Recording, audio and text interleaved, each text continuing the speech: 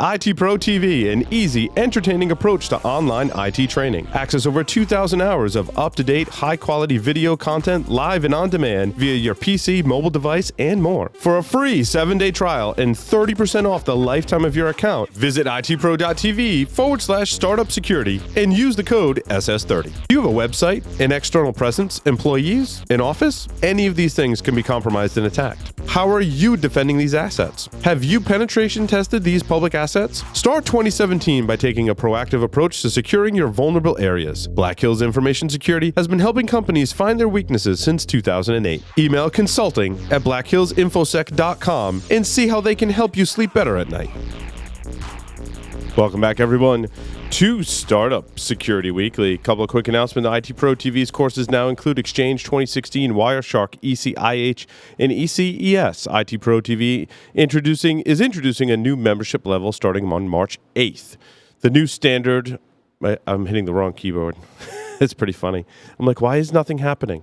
The new standard membership for IT Pro TV is $57 a month or $570 per year and includes access to the on-demand course library, live chat, and the Q&A forum. The new premium membership, which is $85.70 per month or $857 per year, includes access to all standard membership features, unlimited transcender practice exams, virtual labs, and access to the enterprise portal. Downloadable courses are available with annual, standard, or premium memberships.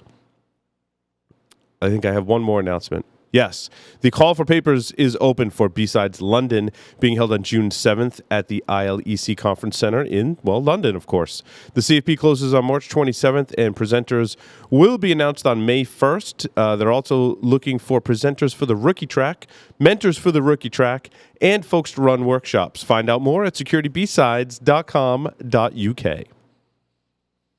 Michael, I think we're going to talk about just my stories this week. Is that okay? I think that's a good idea. You know what it is, Mike? You add so many fabulous stories, and then we're covering all those other people. I'm like... I was just giving you a hard time, dude. The show would be like 4 hours. I got to tell you, me doing the stories is cathartic. Like, I enjoy it, and this was a week, I got to tell you, and this is one of the things that I love. Like, you look for things that start to change or help you understand you're on the right track. This was a week where... we got listener feedback, so we'll start with that in a minute. And then 2 of the stories actually came from a previous guest and like probably one of our biggest fans. And it's like, yes, I mean, because that means that we're hitting on the stuff that people want to hear about. And you know, because there's so much to cover in the world of startups. I mean, I actually started thinking about this week ways to better visualize security, not on a network like. What's our ecosystem look like, and from whose perspective, and how do we start to calibrate that? And I started looking at it from a startup perspective, partly because I think that helps me as a business. Paul, in fact, I've got to share it with you. I've got like 3 iterations now, and every time it changes just a little bit. And so having people send us stuff to talk about is awesome. And and the other thing I've started to do too is I spend a little more time with the stories now before I select them. So I make sure that we're doing things that I am listening to the startups that I'm working with struggle with, or that I'm listening to the enterprises that I'm working with struggle with. And I can either see the parallels between the two, or a lot of the startups want to work in enterprises, and a lot of the enterprises want to work with startups.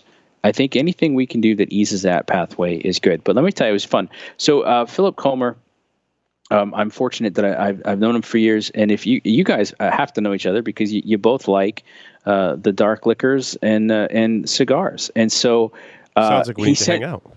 Yeah, and so if you guys don't know each other, I'm gonna make sure you guys get together. But and I can't remember, you and I, we obviously do a lot of shows together. We have a lot of good conversations. I don't remember which show we were on, but we were talking about firewalls and if firewalls go away or not. And I made some comment about, well, yeah, but the function doesn't go away. And my point in that, to be more succinct, was there are things that we know today that we would consider to be important. They're not going to go away, except for they are. So what remains is the functionality. And that's the key, is that we have to start to translate what we know into a function so other people understand it. And Philip sent me a note. He goes, hey, I was just listening to you, and you're right. Here's what he wrote. I was trying to think about a future with no firewalls. And you said, will they go away? Probably. Will there be something similar? Very likely. Will it be called a firewall? No. He said, my first thought was the cable modem. Is it a modem at all? Not even remotely. Does it do something similar? Yeah. Should we call it a modem? No. And he said, that's one of my pet peeves, but is it still called a modem? Yeah. By the way, I'm going to add, show me the cable modem today that doesn't also have a firewall built into it, that doesn't also have a wireless router built into it, that doesn't also have. So what's interesting is, I thought it was good. It was a good point. So then, of course, I wrote back. I said, "Hey, cool. Which show is that?" He's like, "Yeah, dude, I don't know." It was one of the shows you and Paul were talking. So I told Philip that I would throw it on one of the episodes whenever you and I last talked, and I wasn't able to make it last night, which maybe was good because I didn't have to grind. Oh wait, I'm not supposed to. No. Anymore. Okay. I think Philip brings up an interesting point, and I want to take the perspective from a startup. If you're looking to solve this problem, like what's the problem we're trying to solve, as Michael always says. And I think that the home users require access to the internet. They need some kind of protection. And I think we've learned that. Yeah. And I think what Philip's saying, like, we need to get away from firewall, maybe get away from in all of these different labels, antivirus, anti-spam, and provide the end user with an easy way to give them assurances that someone is or multiple attackers are not trying to take advantage of them or gain unauthorized access. And I think that the companies that can solve this problem are going to be very successful, right? And how we do that, I think, remains to be seen. I've seen devices that go on the network that help protect people, and I've seen startups do that. And I've seen, all kinds of different takes, and I've seen big companies. I think it's Belkin that makes a security type device for the home. And when we look in the enterprise, I've seen like stuff that can install on your workstation and provide telemetry back to the cloud to help, not just from the end user perspective, but looking at traffic and connections. So that's an interesting take. I think the companies that solve this problem are going to be really successful for the end user because the market is so large. And I truly believe that there's going to be a demand for it. And I think we've already started seeing some of that. But, as our homes get more connected, I think we're going to require those security devices. In my mind, if I make my prediction 5-10 years out, right, they're just going to be like table stakes, sort of like they are in the Fortune 5000 that Frank was talking about. Like a lot of security technologies are just table stakes. You need these to be able to defend your network in essence. I think you've said it well, and that's actually why I remain optimistic. Maybe it's too because we do this, and I think it's good to be optimistic. But I think that you're right; it's table stakes, and as we add more connected devices into the home, the way that they interact with each other becomes exceptionally important, and the way that they signal to us that they work. I mean, you and I have been talking about this for the last couple of years. How is the chip updated? How is the software updated? What does that take? What's interesting, by the way, is that we throw those out as really easy. Like, oh, that's easy. Then you go talk to people that are actually trying to engineer those, and they say, well, wait a minute. What kind of bandwidth do you have? What kind of location will you be in? How often will you be online? How often is it okay for you to not be online? What happens if you come online after? Right? And you start to realize that's actually not as trivial to solve as we think it is. And so that's why I get excited about these things, because I think that we will see those types of solutions emerge. In fact, we get to the security notes of interest. There's one dealing with that very issue, and I'm actually curious your take on it. So we'll get to it as we get there. So the first story of the week. No. Can Tyler, we start? Hold on. Wait. We'll start where you want. Yeah, well, because I think your the ultimate PowerPoint slide to save hours on your next pitch deck, and when less is more. Certainly, even just reading the titles, you can see how those relate. But they relate to some things that I've been thinking about lately in how you need multiple pitch decks and multiple sales decks. And they're somewhat related, but not really. I think, there's certainly the pitch deck is for investors and the sales deck is for customers. There's a lot of overlap there. But that, as we've stated on some of the earlier shows in our history, right, like those are very important, and you're never done with either of those, and you're always learning and changing and molding and shaping. And I've noticed, Michael, that whether it's a pitch or whether it's a sales thing, that I need like lots of different tools in my arsenal. And lately, I'm like, I don't think I have all the right tools. Like, I really just want a deck that really just hones in on value, right? Because the goal of this conversation with this either investor or this customer, like, I don't want to get into the weeds and anything else but the value that I provide, and maybe a little about why we can provide more value than some of the other things you might consider to solve your problem, right? And I think having a shortened deck that's very to the point like that, maybe it's not even a deck, maybe it's just a 1 or 2 pager you go through with someone, or however you structure it. I'm feeling like that's really important in different scenarios. Now, there are times when you want to meet with people and take them through all of the details too, and I think you should have that as well. But I think there's some other things in there that I feel like I need to create. So. Well, I think you're right. So the ultimate PowerPoint thing, Karsten Speckman. Carson's been great. He's the man. He is like he's like one of our biggest fans of all our shows on the network. Well, and what I love is we chat. We've chatted by Twitter. We've chatted by LinkedIn. And so he sent this to me and he said, "Hey, you guys talk about this a lot. I think you might want to take a look at it."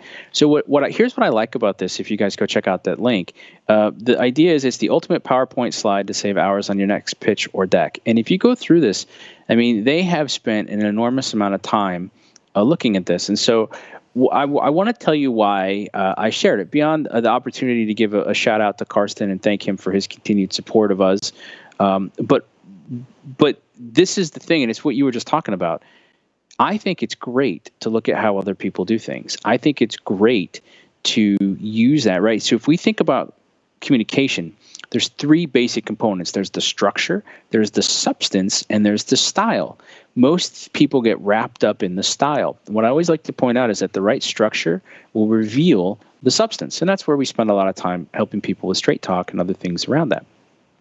Having a deck that's got all of these things already answered out, I love it because you're getting a little bit of each. You're getting some structure. You're getting to see how somebody else used it to provide and reveal substance. And you're seeing some of their style. Now, maybe the style works for you. Maybe it doesn't. You can approximate that. And I think that's absolutely fantastic. Now, I checked out the company. So I wanted to be a little careful. And I didn't want to just suggest something I didn't think was great. And it basically said, look, I think this is a good lead gen consideration. So the company's called UExec, and it basically says, look, I'm putting together all this stuff. I'm going to give it away for free. By the way, if you want to get on the list and you want to know about it, I added free. I'm interpreting it as free. I don't know if it's free. They might charge for it.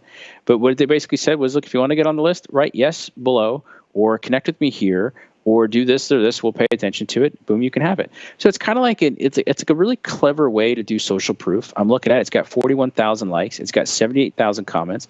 It's got 9,500 shares. And I went to the website, and if you go to uexec.com, it basically says, look, we want you to be better. Like that's what we do. Weekly insights to improve your career, to be great at what you do. All right, I dig it. I like it. I like that approach. So I like this for a lot of reasons. I think it gives you some structure. I think it gives you some ideas. I think it shows you some style and some stuff that you can do, and that should save you some time. I'm actually about to rebuild my website, and I am scouring for websites that approximate what I think I'd like to do in terms of what's the hero image look like. I'm going to do something called an upside-down website, and I've reached out to a couple advisors and said, okay, what are the resources? What do I need to think about here? I'm trying to streamline. What do we need to do? So if you could do that with a PowerPoint deck, I think it's a great idea, and so I like that a lot, and that made sense to me. And Karsten, thank you for being so enthusiastic and for doing what you do, and look forward at some point to being able to meet you. So you want to talk about less is more, Paul? Yeah, let's do that. You know what? Let me make a comment though too, because something else I want to amplify. Yep, you need to have multiple decks. It's interesting because I've come to that realization myself. I'm going to say there's another piece because you said this. I'm just going to say it slightly differently. It's okay to walk people through the process. You don't need to give them everything all at once. That's probably going to be our setup for less is more. But what I've learned is as I'm talking to somebody, for example, right? And I think I've said this before, but it's fascinating how it took me 10 years to figure this out. Somebody that that's in your database or your contact manager or whatever you want to call it, they're either a contact or they're a lead. And the difference between the two is a lead is somebody you don't know anything about. There's no shame in it. You don't know them. They're a contact when they're qualified. What makes them qualified? That you know them. You know who they are. You know what they do. Maybe you've had a conversation. You have a sense of where they're focusing on and the problems that they're trying to solve. A prospect is somebody that has the problem that you solve in a way that can add value to it. And an opportunity is when a prospect is ready to change. They know that their status quo is not acceptable. When you start to realize that, you also realize then you need a different deck for each stage based on where somebody's at. Or to your point, maybe you don't need a deck at all. But then what I've realized is if I'm talking to an enterprise versus a startup, now this is the neat part. The structure is the same. The substance is different, and actually the style changes a little bit from your audience. I mean, they could be at different stages, but also part of that matrix is they're at different levels. There's the more management focused folks, right? Business focused folks, and then there's the more technical focused folks in our industry, right? Yeah. I'm not saying for all startups, but the more technical, I think you still want to, from Carson's article he recommended, you still want to have those visuals. Like I was talking about last week, how John had that great visual on how what we're collecting and how we're measuring it and what goals those allow us to achieve. It's great for the more technical, or if someone asks about, hey, like, how does your stuff work? Great to have that, you know. But then if you're going to a different audience, like maybe you don't use that slide at all, right? Maybe that slide is just covered as a point on a previous slide about how you collect this different data, and through that you're able to achieve that goal, right? You don't have to dig into the weeds. And keep in mind your audience is different, and again, it could be where you feel you are in the stages. And I love your 4 stages. I've always probably just done contact and lead, but I like the other. What was the other one? It was lead to prospect and prospect to opportunity. Yeah, I like that a lot. And so the way I look at it is lead is I don't know anything about them. Contact is I know about them. Prospect is they have the problem I solve, and maybe they're evaluating it, maybe not. That's the key. Right. So the prospect isn't necessarily looking for a thing, but they're in that situation, and they probably know that they're in that situation. They're an opportunity when they have the problem that you solve, and they're looking, they're evaluating, they want to solve it, or at least they're exploring if they can solve it. Now, what I've also done is I split prospect into prospect, partner, and promoter. There are some people that have or understand the problem, but frankly, they're not a decision maker, or they're not the person who's necessarily going to help with it, but they might help me in the organization. They might help me with other organizations. They believe in what we're doing, and they're making introductions, and they're helping people, and they're invaluable. And if you're watching, you're invaluable. I love you. Thank you. There's also partners, and there's people that say, hey, I like the problem you solve. How do we work together on it? And I actually have 2 stages now. I've been learning a lot. Also, not today, but someday when I'm recovered, I'm going to bitch about CRM systems. I now am starting to appreciate the engineering that it takes, but I'll tell you what, you want to see what it's like. If you're in security and you want to see what it's like for the people who aren't in security to interact with us, go evaluate like 5 or 6 small business CRM systems. And if you don't lose your sanity in the process, you now have a glimpse of what it's like dealing with security people if you don't understand the security the same way that they do. That aside, what I look at now is that if you want to partner with me, there's actually there's a series of steps that we work through to our mutual benefit, but I'll also still track, who are the people that are good for partnering with. That made a lot of difference for me, and it really helps me start to take a look at it because, if your addressable market, we talk about this all the time, with the Shark Tank reference, if your addressable market is everybody, well, that's nuts. I mean, even today, if you say my addressable market is the Fortune 5,000, that's huge. So you got, it's the Fortune 500. No, stop. We've got to get better at figuring out our addressable markets.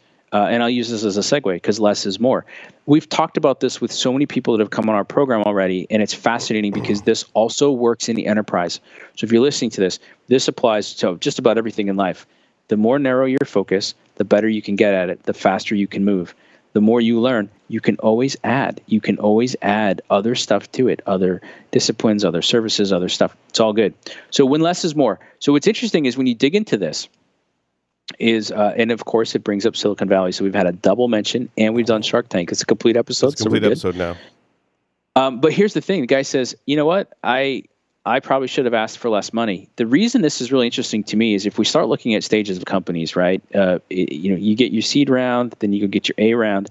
And I'm starting to notice there's an interesting thing that happens. If you're in the security community, but you're not really part of the startup community, you're like, oh man, they made it. And if you go talk to the founders, like, you get your A round, how you feeling? They're like, I am going to lose it. And you're like, wait, you just raised, 5, 8, 10, 12, $15 million. They're like, do you know what I have to do now? Yeah. And it's interesting because when you start looking at it, your culture just changed. The size of your team just changed. Your engineering went from MVP, proof of concept, get traction to, okay, time to really operationalize what you're doing. Sell it at scale, right? I like this sentence. It says the best move for many startups is to raise just enough money to achieve key milestones. And I feel like that has parallels back to the sales process, right? You want to present just enough in your sales process to achieve the milestone wherever you're at in your sales process. That's exactly right. And I think there's a lot of parallels there. That's exact. No, Paul, you got it. If you try to do too much in a sales call, like, hi, I've just met you and I've got this really big sale and I'd like you to say yes at the end of the 20 minutes, you're like, what? Like, that might take a couple calls in a couple weeks or a couple months. By the way, if you're at the point in your sales cycle where you're beyond like 3 to 6 months, you need to reevaluate your sales cycle. I know our industry says, oh, it could take 12 to 18 months. That's too much friction, and that's not good for anybody. But to your point, yeah, if you think that you're going to measure your success based on the size of your round, just know the bigger the round. In fact, I put a note in our notes. I learned a long time ago with comedy, short jokes are better. Why? They don't have to be as funny, and you're on to the next one. If you want to do a big wind-up, no, you go talk to the people that do their comedy specials on HBO and stuff. They say, look, the bigger the setup, you're requiring a bigger punchline.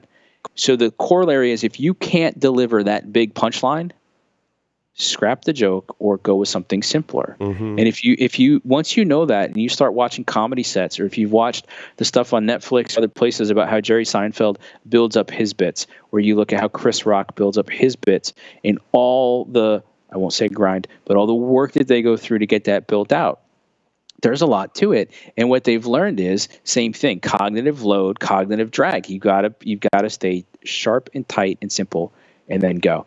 It's the same thing applies here. The same thing applies in sales. The same thing applies in just about everything. And we seem to think like, well, but I've got one shot. You've got one shot. If you make a big raise, then your sell at scale is bigger. And by the way, that's harder. And so I thought it was worth putting out there. Plus, it had Silicon Valley. So there you go. I thought that was kind of cool. Nicely done.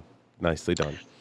Thank you. I'm going to flip back. So Tyler Shields, a great guest on our program, he tweeted this out, and I picked it up. It's called "What Do I Do Now? The Startup Life Cycle."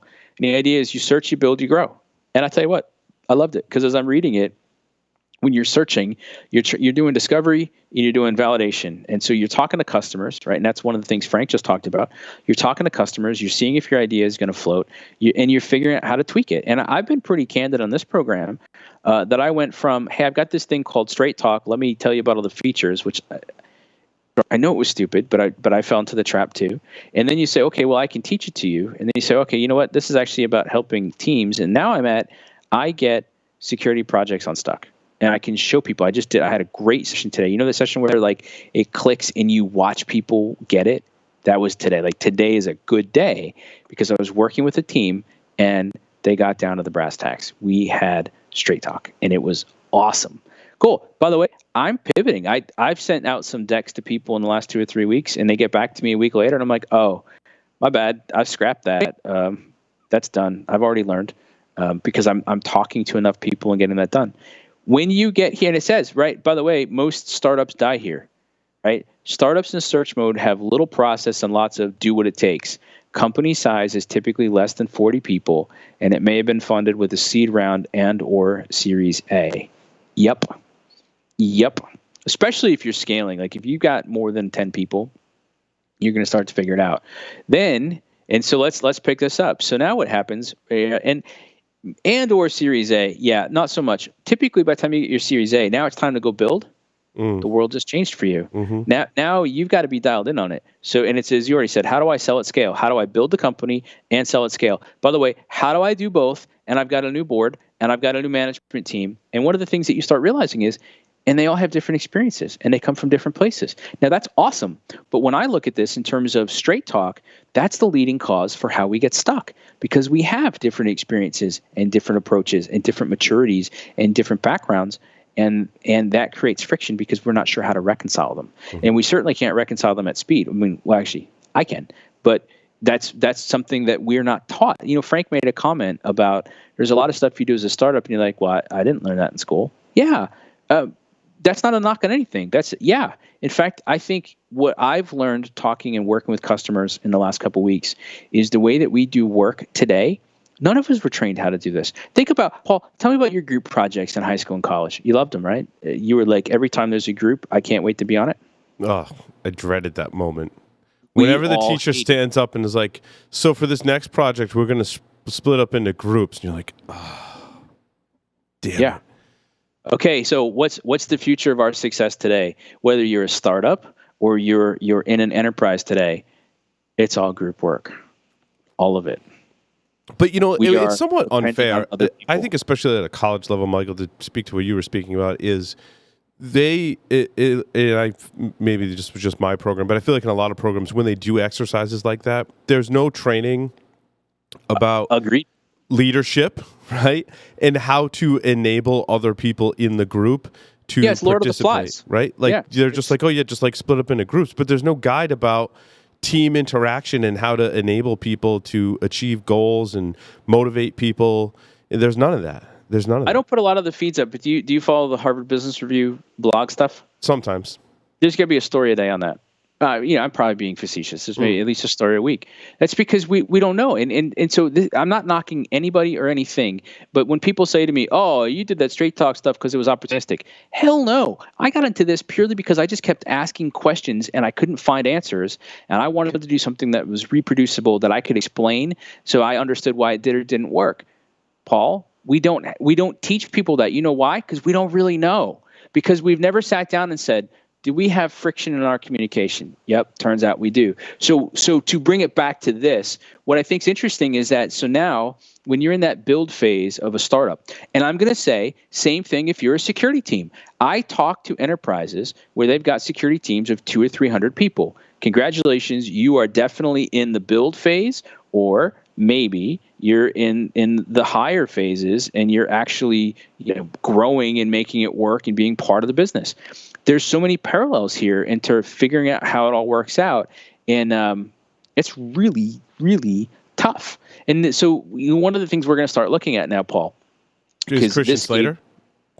I think we should look at Christian Slater right after I make this point. We're switching. Is that it's going to be interesting now to see where we can assess a company is when we look at their funding round. So, because at this point said, look, venture-backed startups often have a Series C or Series D later rounds during their build phase. That makes sense now. I hadn't connected the two together. But like we've talked about, and it goes back to our last point.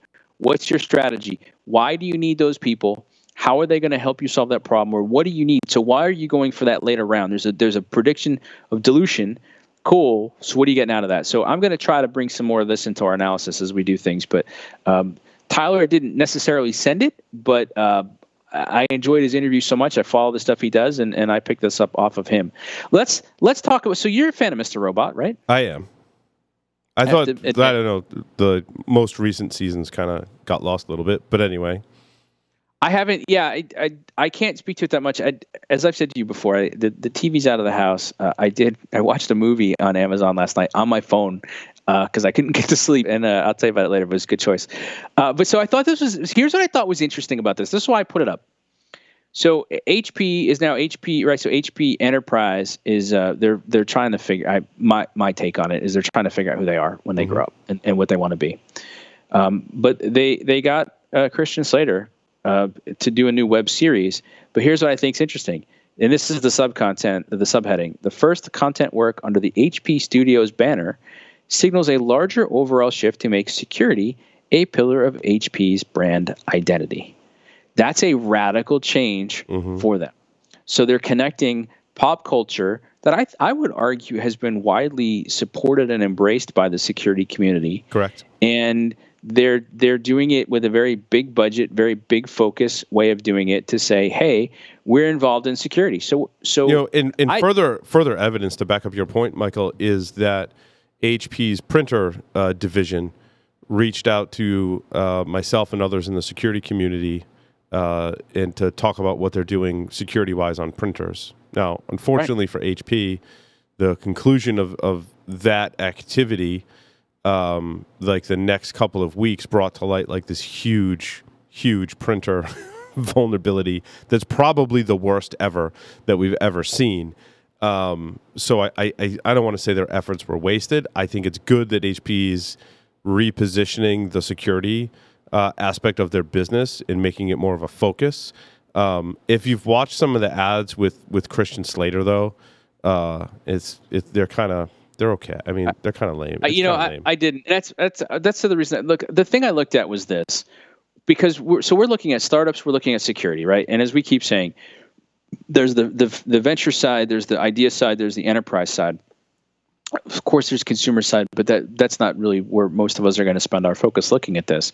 And so I'm always trying to look at how these things are happening. So here we have an enterprise company looking at this. So if you're a startup today and you're going, I wonder if security matters to people, let me give you the short answer. Yes. Now, as you said before, Paul, does that mean that they know what you mean when you say security? No, probably not. So if you give them a list of features, like, well, we have a firewall and antivirus, that doesn't matter. What they want to know is, do you understand that they have needs, and are you willing and able to protect those needs accordingly? HP is spending a ton of money on it. A number of years ago, I watched Dell, or prior to whatever they're called today, but they were at Secure World. Paul, most of their day, they were talking about the word protect. Mm-hmm. It was in every single thing they did. They didn't say security. They didn't. That's they the didn't name of their internal conference too. Is HP Protect? Okay. Well, not HP. This was Dell. Oh, okay. This was Dell doing this. Dell stole it from HP, I guess. Well, so what I took from it was to say, there you go. If a company worth billions of dollars does the research and they come out and they say, we're going to use the word protect, and that works across the spectrum, then you can fight it and cry about it, or you can try it. Tell me how it works in your organization. So all I'm saying is I think there's stuff here to learn. If you're a startup, there's stuff to learn. If you're in the enterprise, there's stuff to learn. I want to get to the 5 biggest struggles. We don't have to go deep into this, but this one caught my attention, and I'm so glad I read it. So we talked about the sale of Invincia. I think we talked about the sale of Invincia last week. We did. So what's interesting is I did not know the backstory, and it turns out that the Washington Post covered the backstory of it. And here's how it worked. The guy was Anoop he was a program manager at DARPA, the Defense Advanced Research Projects Agency. And he said, hey, I think there's a better thing to do here. And he said, I wasn't really sure what I was able to do or how to make this work. And it says here, this is why I shared it. Conventional wisdom states that entrepreneurs go to angel investors to get capital to create a product. And while this approach works well in markets with ample risk capital, such as Silicon Valley, it's not usually successful in our region where capital is hard to find. I'm going to point out, I think that DC has more capital than a lot of other areas. But here's what he did. He joined George Mason University as a research professor. So that, by the way, doesn't this sound a little bit like what Frank was just talking about? Sought out federal research and development funding. By the way, we got a story about that coming up shortly. And then he used that. He advanced his vision. So basically, he didn't get an angel investor. He went and got a gig that gave him credibility and access and the space to go do all these things. And there you go. He was able to go build something, and he turned it out, and he turned it around and sold it for a pretty impressive sum.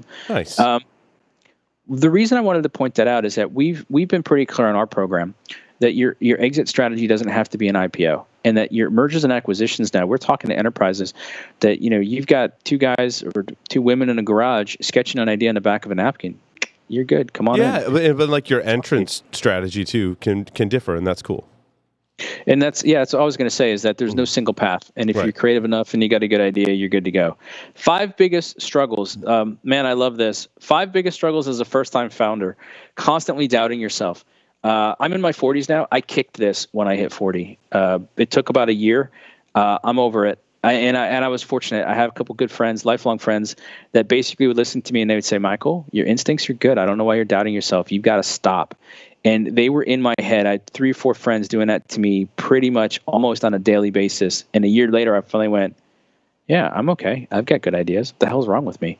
But I read that and I went, oh man, I've lived through that. Number 2, hiring the right people.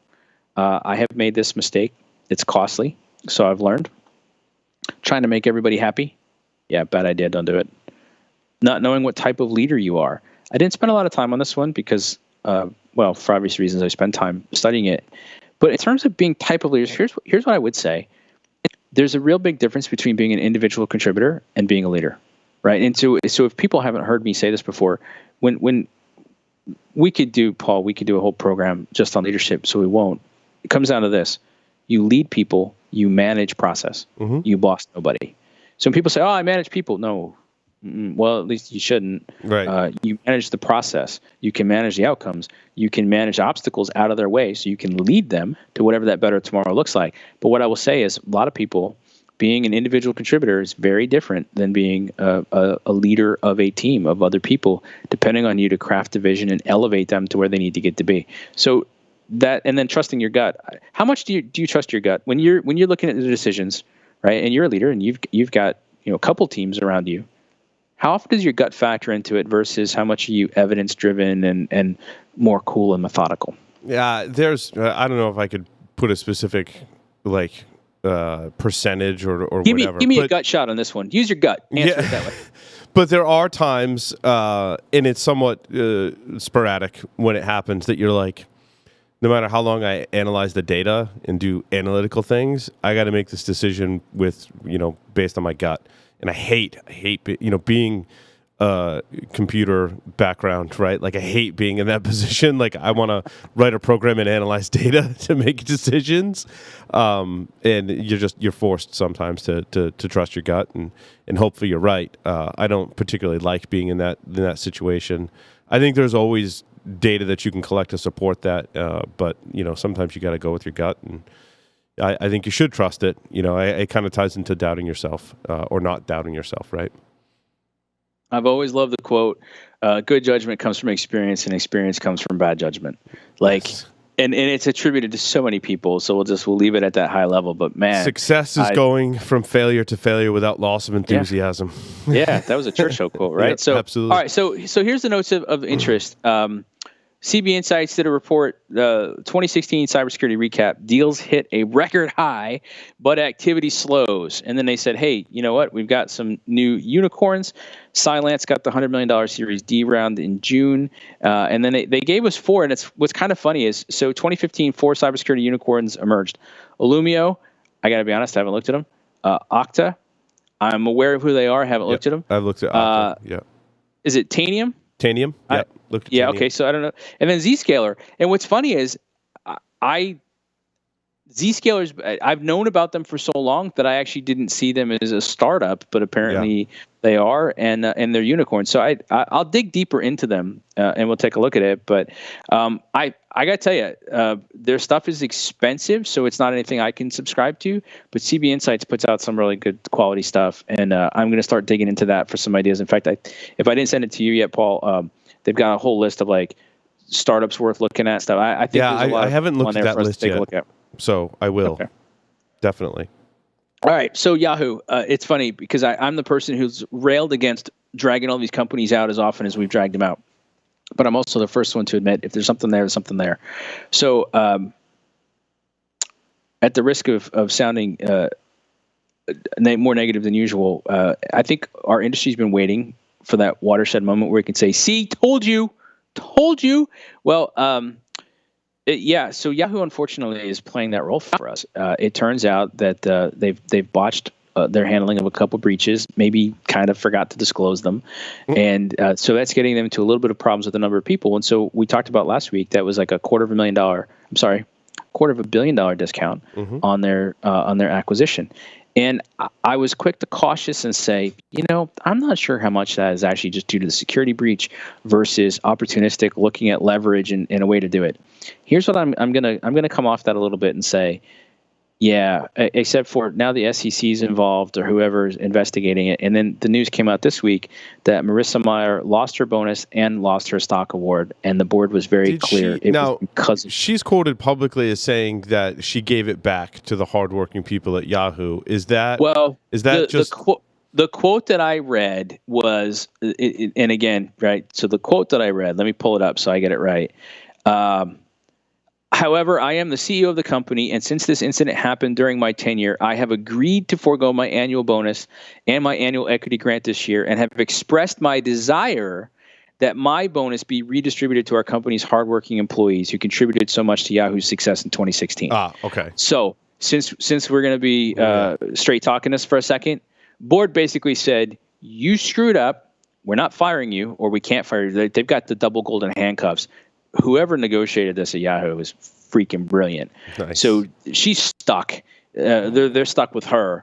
However that works out. But I've agreed to forego my annual bonus.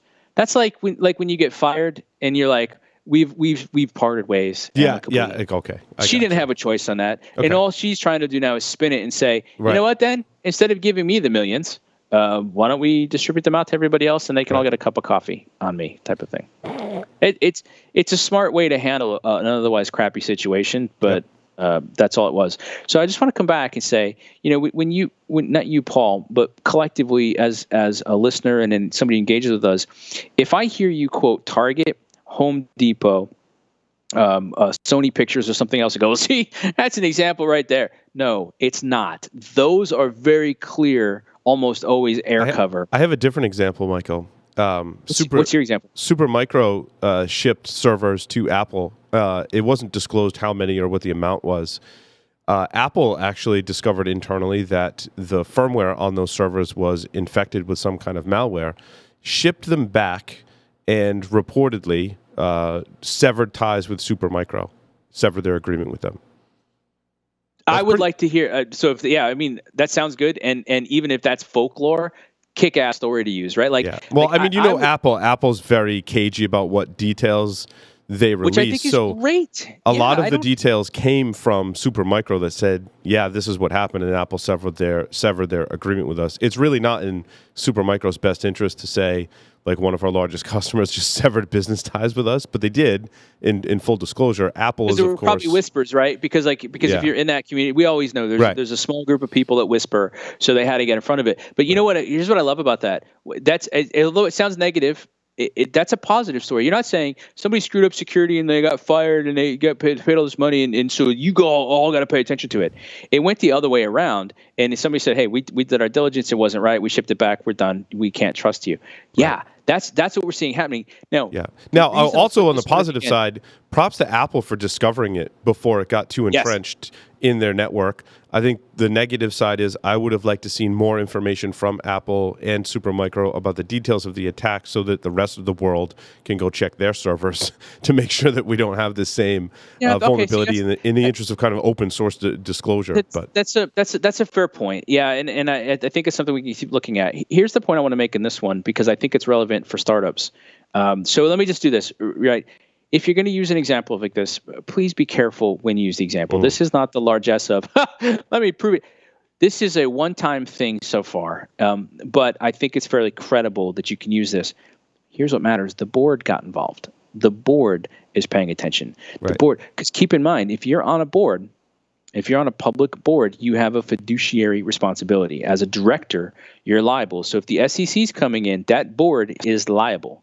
And they do not like that pressure. Well, and I think a segue into the falconry story that you had in here, where they got a $5.3 million in equity, and they predict operating and performance conditions. We saw recently, this past week, that S3 had some issues. Yeah. We saw the Cloudflare vulnerability. So companies that are predicting operating and performance conditions in the cloud are excited. Right, but back to your point, Michael, be careful how you use those examples. If you're a startup that's doing this, if you're a startup, right, that could help an organization that has a big cloud deployment and suffered because of the S3 outage or the Cloudflare syntax error or whatever it was that leaked memory. Just be careful how you structure your story. You don't want to be I think it's a good accused, point. especially Yeah. in security. You don't want to be accused of spreading FUD. So Look, I can tell you what, if I get a pitch and it's like S3 went down, we could have prevented it, delete. I don't really care. Yep. But if somebody reaches out to me and they go, hey, the thing that happens at S3 happens at organizations all over the place. And you know what? Because I'm also tired of blaming people. I'm clear on that. People know how I feel. I don't hide my opinions on that. But if somebody comes out and they said, look, these things happen, and we help get ahead of that. We help. You know what? I'm willing to interest, because you're going to start with, hey, we still need people. It works out. Here's why I picked up falconry. Paul, you turned me on the Owler, and I love it. And if you're out there and you're following stuff and you think there's things we should take a look at, it's great. So they focus on unplanned downtime. So what's interesting is they're not what I would call a pure play security product. But I was just interested in enough to go, let me go take a look at what they do. And if you go hover over their solutions, they have pattern recognition for IoT. They have pattern recognition for Splunk. We talk about that a lot in security. We have pattern recognition for IT operations, and they help you handle unplanned downtime. I went, oh, those are security companies. I mean, what have we talked about with our guests recently? The more you can use data and intelligence to get where you need to be, the better off. Absolutely. All right, LightCyber. So Palo Alto is lightening up with LightCyber, $105 million. So what I looked at, so they raised a total of $31.5 million, and I've got to get better now. Their last round was $20 million. I do not know what the valuation on that was. It feels like this is probably, based on what we started to see with other deals, this is about in line. If you're listening and you're throwing something at your computer screen or your radio right now saying, no, it's wrong, good, correct us. Trust me, I will learn this a lot better. For those that John Strand had, I think, the best take on this story when we covered it. We also covered this on Enterprise Security Weekly. Basically, John said, look, Cisco is catching up in the security department. And I think one of the things John didn't mention was Cisco had that big layoff that we covered, and they're refocusing, much like HP, that you pointed out, Michael, on security. And I think if you follow Palo Alto stock, like Palo Alto's kind of like shitting a brick and going, we better go acquire a security company. And LightCyber, from what I've heard, makes a decent product. If you have experience with that, or let us know. We love feedback from our listeners. Well, and it fits from the Palo Alto side, right? So I'm looking at performance. I'm looking at machine learning. Bad. LightCyber is network. I was reading the wrong line. Yeah, and that's okay. LightCyber is actually a direct competitor to Offensive Countermeasures, the startup that John and I have. They're probably the closest one in terms of network behavior analysis for security threats. So I think that falls in line with Palo Alto's product. That's actually a little bit validating for you then. So if that's exactly what I said to John. I'm like, John, this is a good thing for us, right? Like we're in the right space. That's a great thing for you, because listen, what I did a thought process the other day, and then this it all ties into it. And I started looking at it. So I told you, I started trying to think about my focus more and more is working with those startups that are stuck, right? And because I love what we do, and there's a lot of reasons that it all works. And if people are interested, I'm happy to talk about it. But here's the thing that's interesting then. You start looking at this and you go, okay, well, how many unicorns are there in security? And there's like a dozen or 24. I couldn't list them all, so I need to do a better job there. But what's interesting is, to your point, Palo Alto's got to be looking at this going, how's that FireEye stock working out right now? And what did we see with CrowdStrike? Their public spat with NSS is going to be interesting, but I don't think it went well for them. And most of the headlines I'm reading say it didn't go well for them. And Silence jumped into the fray. I'm going to be curious to see how this goes for them. And and the rest of it is, you look at a lot of these high flying technologies. Are they sexy? Awesome. Yeah, they're great. And Jack Daniel's not here, so we can't do our regular chip and pin discussion. But quell surprise at all the people saying, oh, well, fraud's up and on the increase. Right. Chip and pin is sexy, but it didn't solve the problems we're trying to solve. So I think that looking at acquisitions like this, let's see how they do with the integration of it. Let's see how they use it. Right. Let's see what that looks like. This could be brilliant, or this could be not so brilliant. Bastille. So this is the one I thought was interesting. And I've heard the name. I've not looked at it. I'm really interested now. So I thought it was interesting because I see the headline comes across and it says Bastille just raised 196.8K.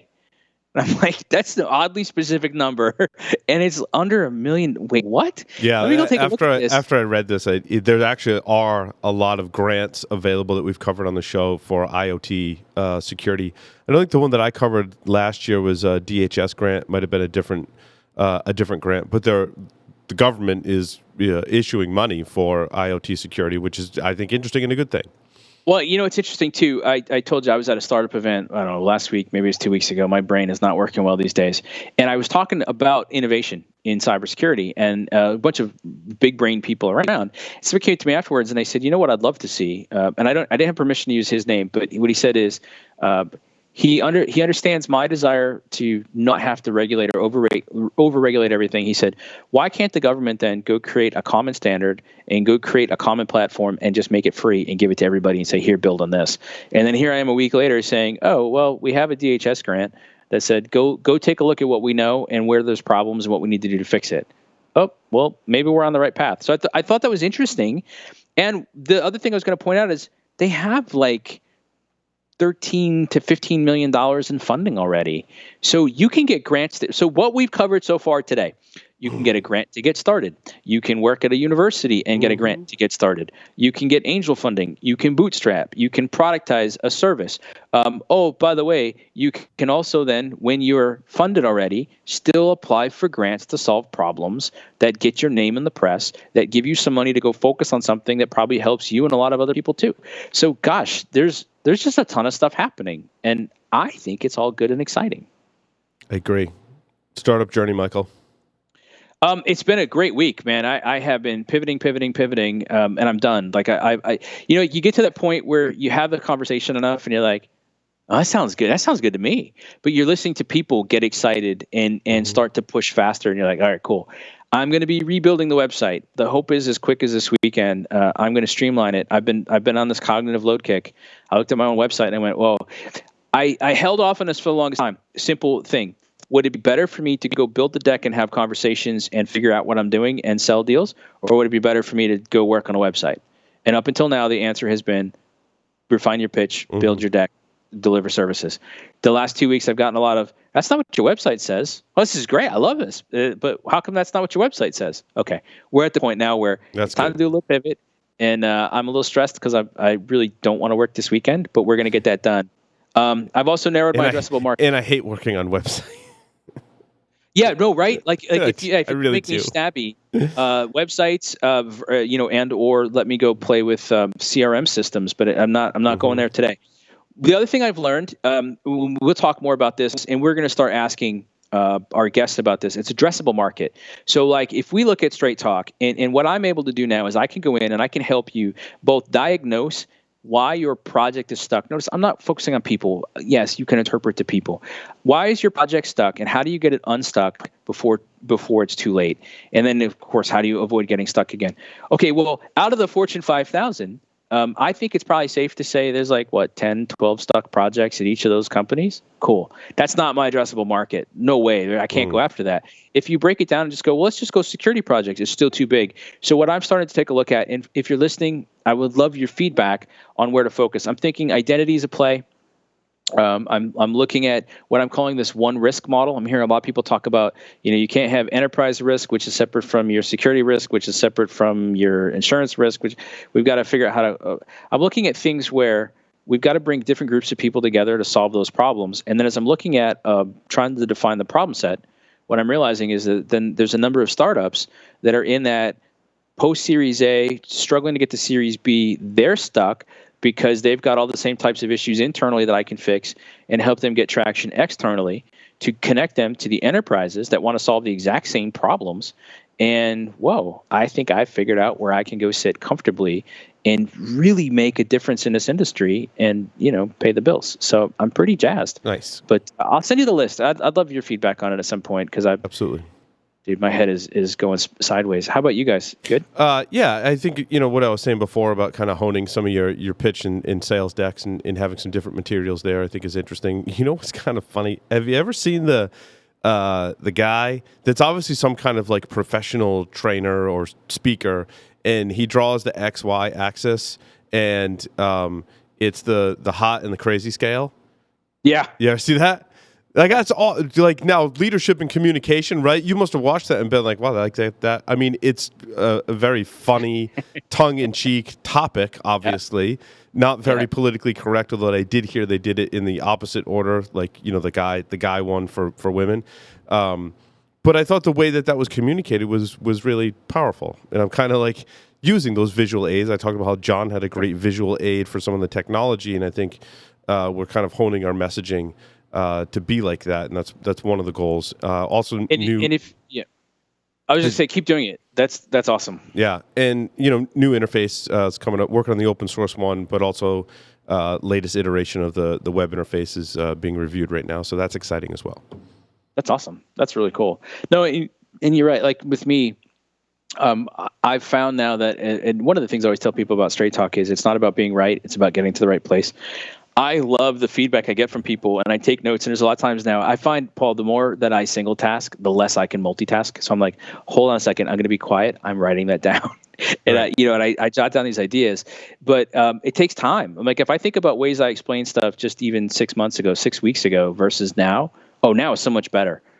But I'm working on this every single day. Mm-hmm. I'm stable for a while. And I'm going to go get everything updated, and then I promise you it'll change again. So, and we'll be back next week. We got more exciting guests, and we're going to keep legitimizing security in the startup community and a startup mindset in the security community.